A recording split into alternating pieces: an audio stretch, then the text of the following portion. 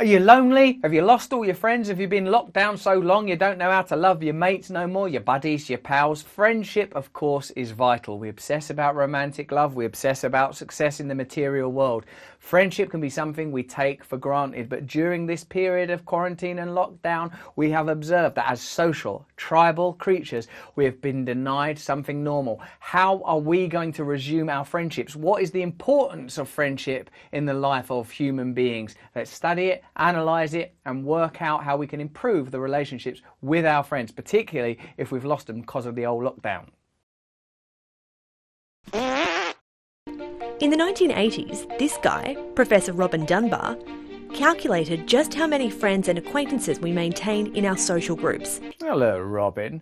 I'd like to be friends with him already when I see him perched in a circle in a universe thinking about friendship.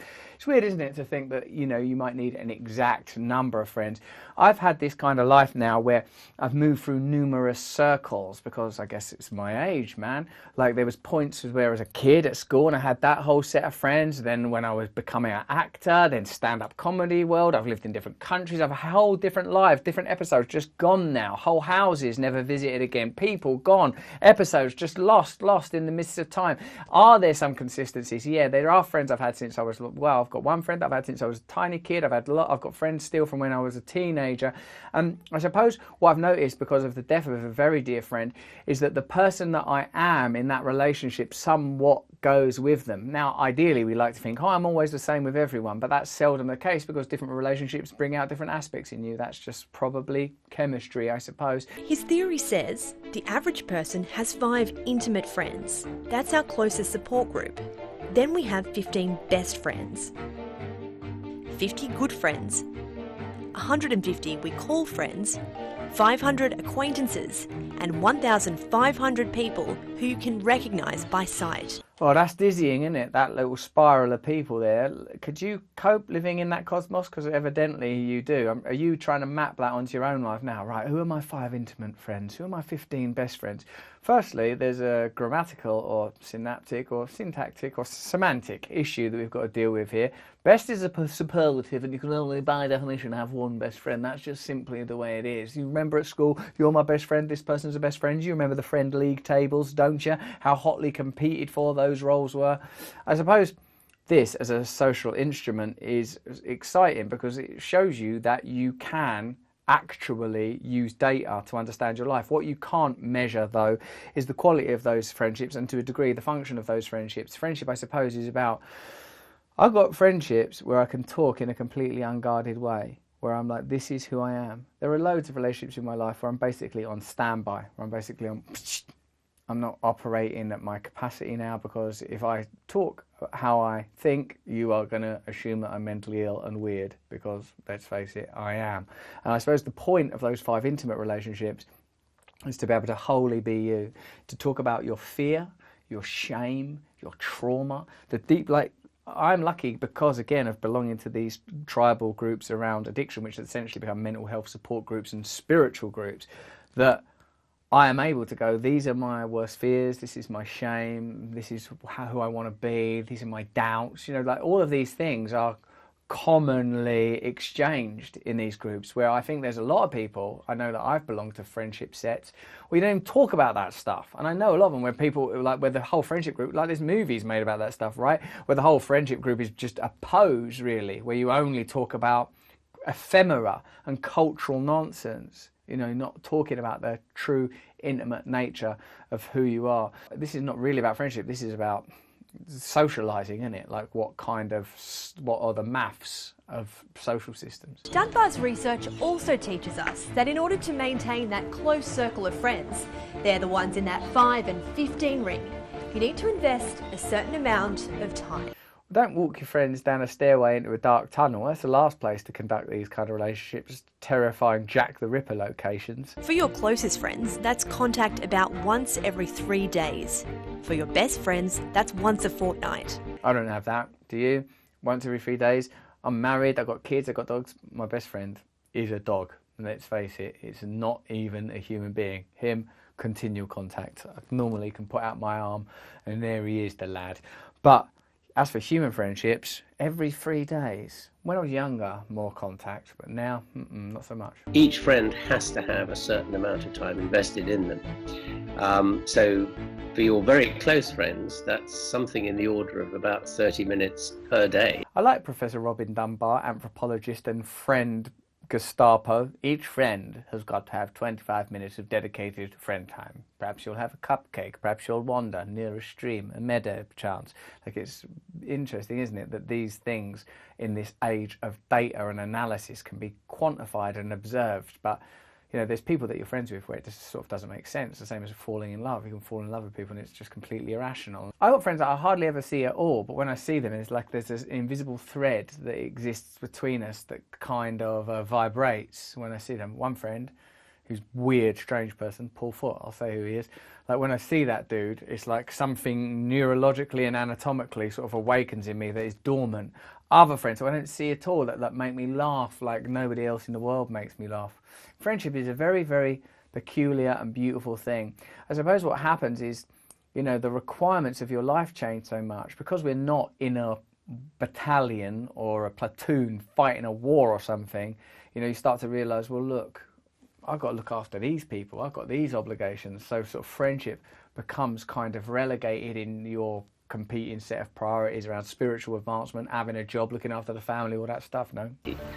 The thing about the coronavirus lockdown is we haven't been able to spend that required amount of time with those inner layers to maintain those relationships.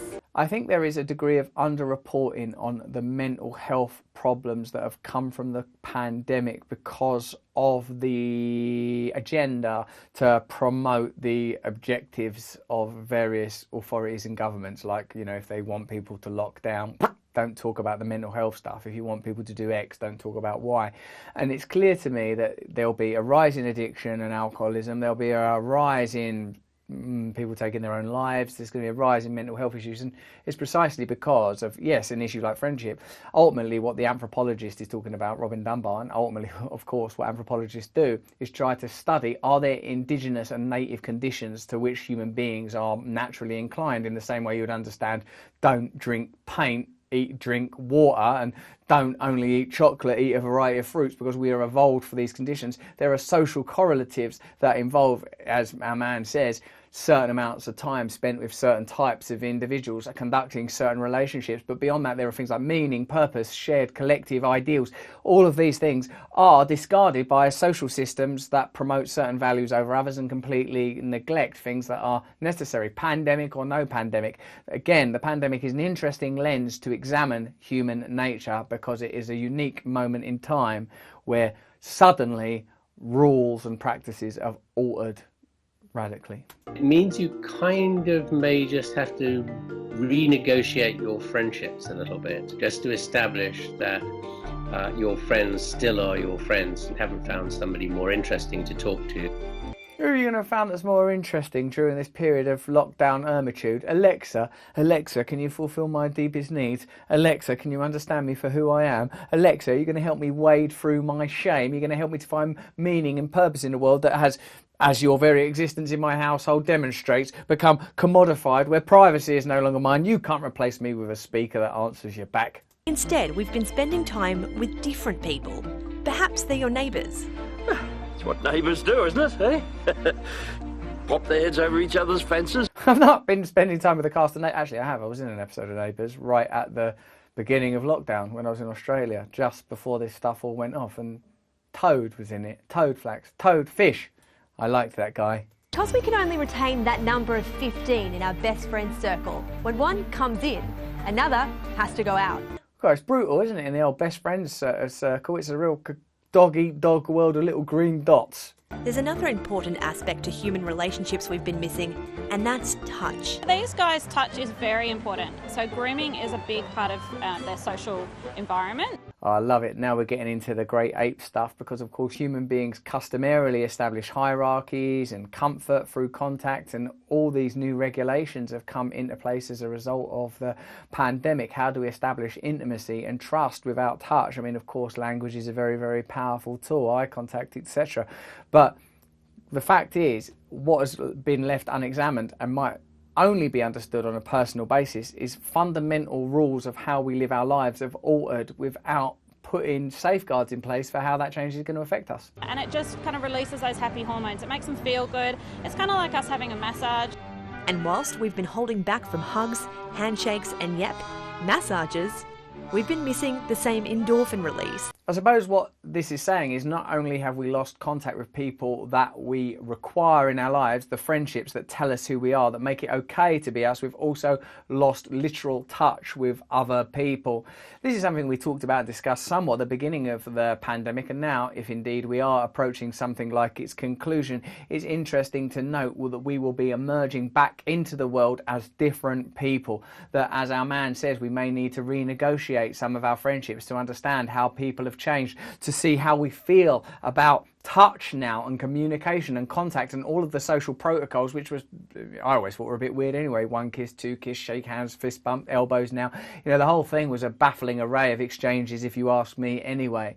What I think is most important is that on some level we acknowledge that we've been through something very unusual, and we're moving further and further away from the creatures that we have evolved to become, and are more and more dealing with cultural influence, which to my mind is a pose of being a person.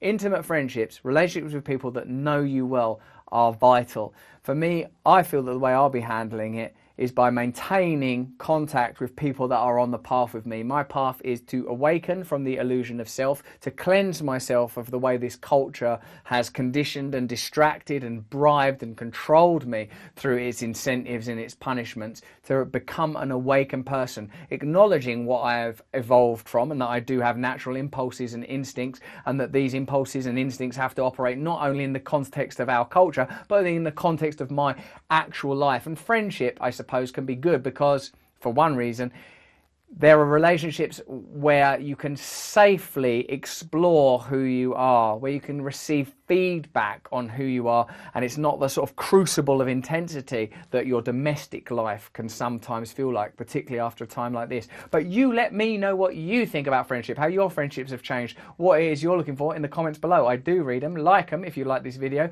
Please make sure you subscribe to the Awakening channel. It's an important channel for me.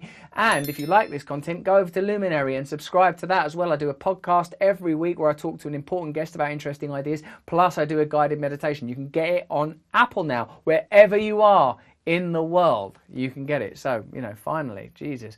Okay, well, thanks very much for watching that. And, you know, I consider you to be a friend. Turn on the notification bell so I can clang in your head whenever I get a thought cross my mind. Thank you.